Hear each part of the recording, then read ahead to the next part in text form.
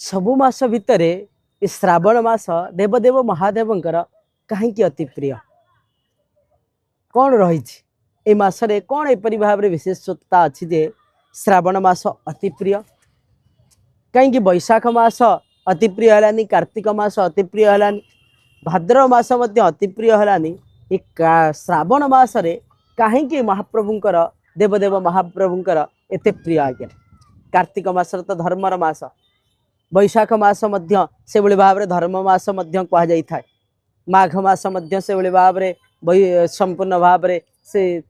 धर्मर मास कहुई आ का मा बई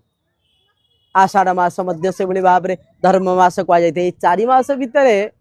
कौन सी मास देवदेव महादेवंकर प्रिय नही श्रावण मास कहीं महाप्रभुंकर प्रिय है कहुई उपचारे प्रिय विष्णु अभिषेक प्रिय शिव नमस्कार प्रिय भानु ब्राह्मण भोजन प्रिय देवदेव महादेव को प्रीत करने को हेले आपण विभिन्न प्रकार द्रव्य देले सी प्रीत होती ना विभिन्न प्रकार उपचार देले से प्रीत होती विभिन्न प्रकार द्रव्य पाखे नैवेद्य लगे सी प्रीत होती प्रीत होती कि भाव में ना जदि अभिषेक करा जाए ये श्रावण मासरे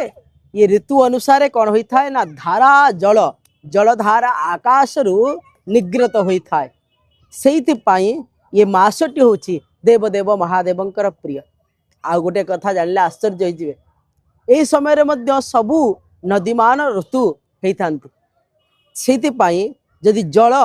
जदि आपण संग्रह करी वर्षा जल यदि संग्रह करी अभिषेक करती आहरी प्रीत होता से देवदेव महादेवंकर ए श्रावण मासरे धारा श्रावण संपूर्ण भाव में वर्षा होता द्वारा ये मास तांकर अति प्रिय अनेक कथा रही आज्ञा ए विषय आगु को जानिबा जेहेतु श्रावण मासरे अतिवृष्टि होता है से देवदेव महादेवंकर प्रिय जय जय श्री जगन्नाथ।